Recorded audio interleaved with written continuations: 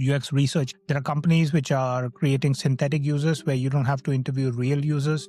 So what do you think about the willingness to pay for a client to conduct research, shrinking from 30 grand a research project for a week or two to saying that I am only able to pay $1,000 and I need it in one day? What's your take on it? Lewis has its own research lab and observation room. I spend a lot of time observing. As we know, running research is more than just looking at what they're doing and typing up notes.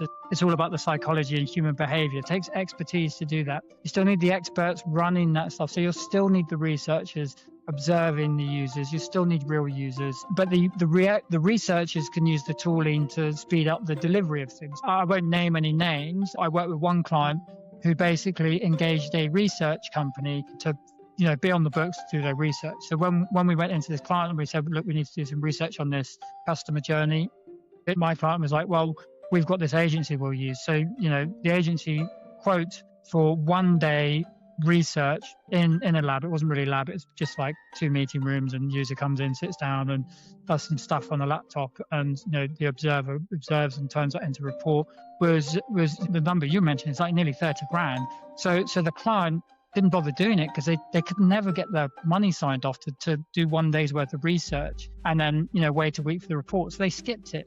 So I think what we're going to see here is perhaps the cost can come down, but the quality of the delivery can go up. So yes, you can probably whiz through loads of research in 1 day. You could do 5 or 6 interviews in a day, chuck the transcriptions through an AI, chuck out a report by the next morning. But all we're doing there is devaluing a core skill. A researcher will be able to run those research sessions, speed up their process, but actually then add more value into what comes out of that with their own human input into that. You can't just chuck it through an AI and out comes all the human behavioral stuff. What I've relearned at John Lewis is that they don't just listen to what the user's saying. They look at the reactions, the behavior, what they're doing.